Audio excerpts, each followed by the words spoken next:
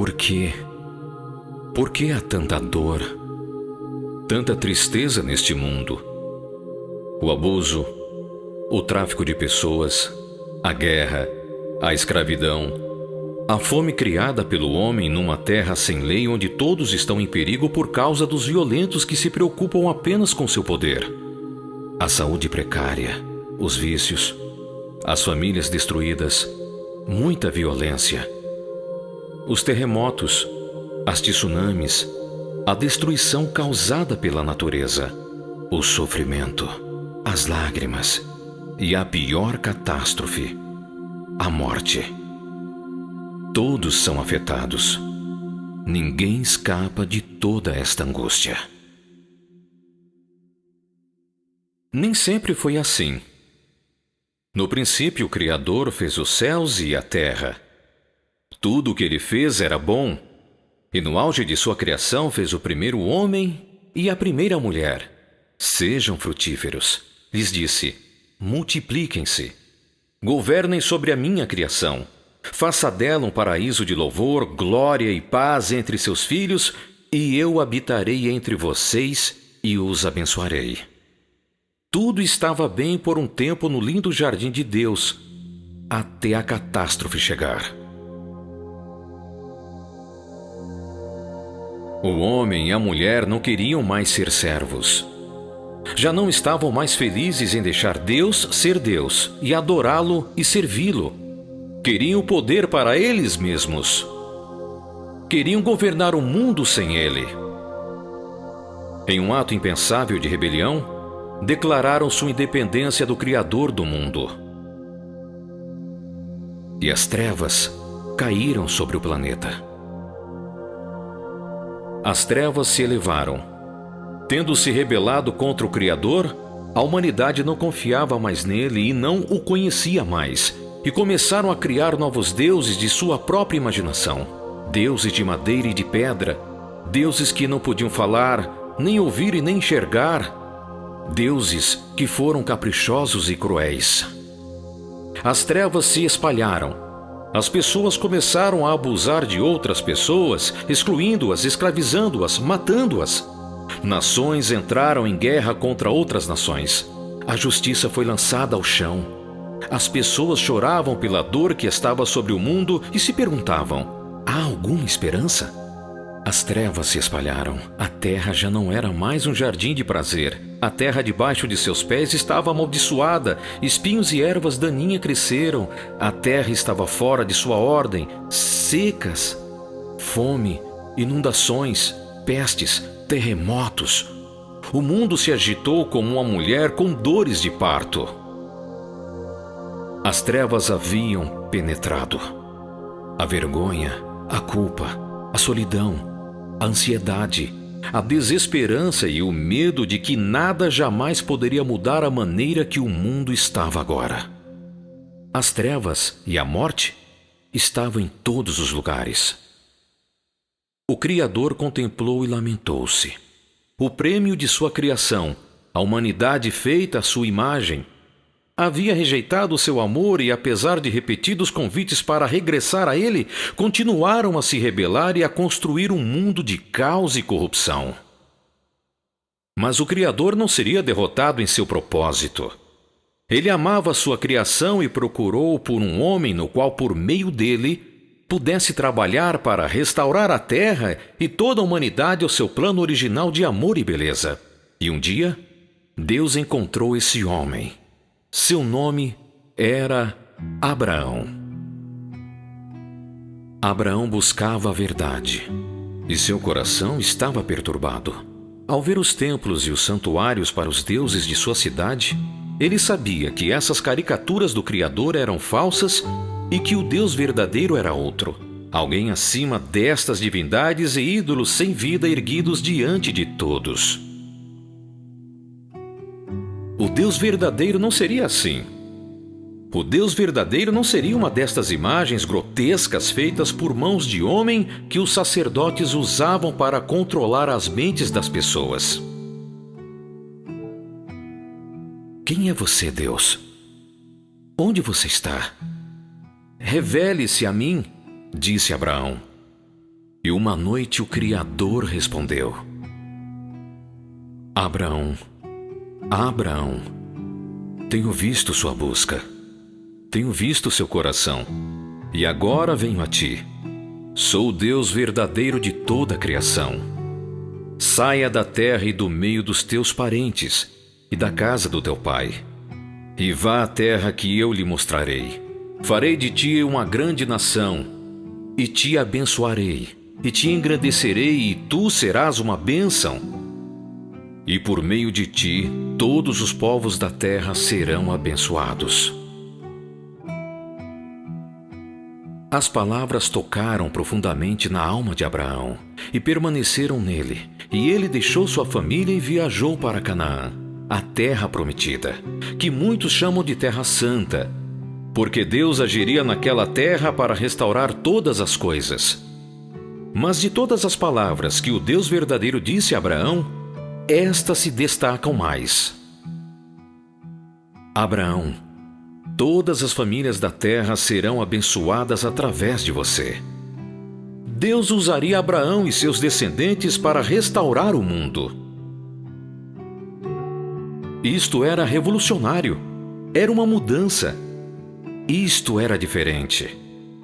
Nunca antes se havia dito algo assim no mundo. Ao longo dos séculos, a família de Abraão cresceu e tornou-se uma grande nação. Um dia, o Deus verdadeiro falou aos líderes desta nação e disse: Lembro-me da promessa que fiz a Abraão, e agora estabelecerei o pacto da minha promessa com você. Te abençoarei, e tu serás uma bênção para todas as nações da terra, para trazê-los de volta a mim, e para que o mundo seja como deve ser. Centenas de anos se passaram, e Deus continuou a trabalhar no meio do seu povo e no mundo para a grande salvação que ele traria. E através dos profetas de Israel, ele descreveu como esta salvação viria. Ela viria através de uma criança especial. Porque um menino nos nascerá, um filho nos será dado. O governo estará sobre os seus ombros. E ele será chamado Maravilhoso Conselheiro, Deus Poderoso, Pai Eterno, Príncipe da Paz. Ele estenderá o seu domínio e haverá paz sem fim. Reinará com justiça e retidão até os confins da terra por toda a eternidade. O zelo do Senhor dos Exércitos fará isso. E um dia, aquela criança nasceu. Nasceu como nenhuma outra criança. Era um bebê milagroso. Nasceu de uma virgem como sinal que esta era a criança especial de Deus que libertaria o mundo de sua dor e sofrimento e traria a salvação a todos os que lhe derem ouvidos e que deixassem seus pecados. Anjos apareceram quando ele nasceu. Pessoas vieram de lugares distantes para adorá-lo. Profecias foram ditas pelos sábios sobre esta criança e as grandes coisas que faria. Este era o Salvador do mundo. E seu nome era Jesus. Quando Jesus tinha 30 anos, ele sabia que era hora de começar sua missão de restaurar o mundo. Viajou entre seu povo proclamando que o tempo havia se cumprido, que o reino de Deus era chegado. O mundo tinha visto as trevas e o sofrimento dos reinos do mundo. Agora era o tempo do reino de Deus retornar à terra e trazer a salvação à humanidade. Ele falou com poder, falou com autoridade, falou com compaixão, curou os doentes, deu vista aos cegos, fez os coxos andarem, crianças mortas foram ressuscitadas. Os que estavam atormentados por espíritos imundos foram libertados e, acima de tudo, perdoou aqueles que vieram até ele arrependidos de seus pecados. Deu-lhes esperança e um novo começo. A alegria transbordou na terra enquanto a luz de Deus dissipava as trevas. Deus estava sendo fiel à promessa que fez a Abraão. Mas nem todos estavam felizes. O poder ainda estava nas mãos de pessoas corruptas, como sempre foi desde o início da grande catástrofe. E aqueles que tinham o poder não gostavam do que Jesus estava fazendo. Ele era uma ameaça para seu governo. Ele foi perseguido, preso, levado a julgamento, acusado injustamente de crimes e crucificado em uma cruz romana. Parecia que finalmente as trevas haviam vencido.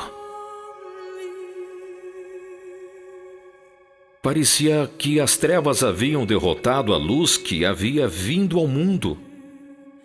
Até que algo aconteceu 3 dias depois. Mulheres foram ao túmulo para ungir o corpo morto de Jesus. Mas quando chegaram lá, o túmulo estava vazio. Anjos apareceram e deram a grande notícia. Jesus havia ressuscitado dentre os mortos. Jesus estava vivo novamente e estava vivo em um novo corpo que jamais morreria. Jesus não havia sido derrotado pelas trevas. Pelo contrário, Jesus havia vencido as trevas. Sua morte na cruz não foi sua derrota, foi sua vitória. Porque naquela cruz ele pagou o preço dos pecados do mundo. E em sua ressurreição, iniciou a nova criação de Deus, que restauraria todas as coisas que foram prometidas a Abraão. Jesus reuniu seus seguidores e mostrou-lhes as marcas em suas mãos e pés onde ele havia sido pregado na cruz. Explicou-lhes que toda a injustiça feita contra ele havia sido invertida pelo poder de Deus para trazer salvação ao mundo. Porque ao morrer na cruz, ele pagou a punição pelos pecados do mundo. A humanidade era culpada e havia sido condenada por causa de sua rebeldia.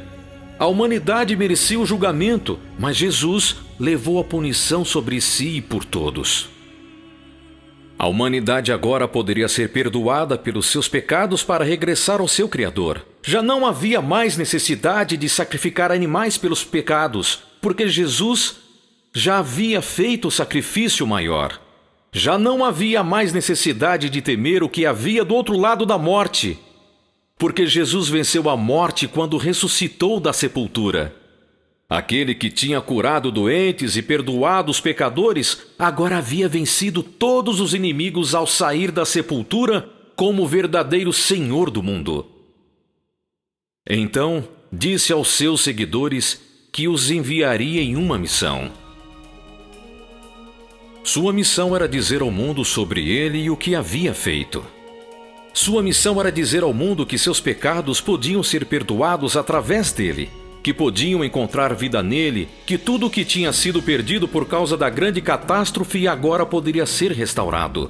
As trevas entre Deus e o homem poderiam ser dissipadas à medida que as pessoas encontrassem o Deus verdadeiro por meio de Jesus Cristo. As trevas entre os homens poderiam ser dissipadas à medida que as pessoas aprendessem a servir umas às outras com amor, assim como Jesus ensinou aos seus discípulos. As trevas dentro de cada pessoa poderiam ser dissipadas quando o Espírito de Jesus veio com a limpeza, a cura e a renovação. A maldição na criação um dia desaparecerá quando Jesus voltar para fazer um novo mundo de beleza, paz e alegria. Depois que Jesus deu-lhes esta missão, ele voltou ao lugar celestial e foi glorificado como o Senhor do céu e da terra. E agora, como o verdadeiro Senhor do mundo, ele dá poder e guia seus seguidores para espalhar as boas novas de que ele, o Salvador da humanidade, restaurará todas as coisas que foram perdidas na grande catástrofe. Sim, Deus foi fiel à promessa que fez a Abraão, e por meio de seus descendentes, Jesus de Nazaré, está abençoando o mundo todo, tal como havia dito. Multidões incontáveis de pessoas abraçaram a esta mensagem de esperança, alegria e vida, e eles, por sua vez, têm espalhado a outros. Quase 2000 anos se passaram, e a mensagem da salvação de Deus continua a ressoar em todo o mundo, e agora chegou a você. Você pode ficar livre do medo, sua vergonha pode ser apagada, Seus pecados podem ser perdoados, sua falta de esperança pode desaparecer, seus conflitos podem ser resolvidos no nome do Salvador e do Senhor do céu e da terra, Jesus de Nazaré. Aquele que é perfeito, o sacrifício pelos nossos pecados, o que venceu a morte, o Senhor de tudo. Você está disposto a recebê-lo hoje como seu Senhor? Clame a Ele agora e confesse que Ele é seu Senhor e diga a outros sobre esta alegre notícia. Foi-me dada toda a autoridade nos céus e na terra. Jesus, em Mateus, capítulo 28, versículo 18. Todo aquele que clamar o nome do Senhor será salvo. Paulo em Romanos, capítulo 10, versículo 13.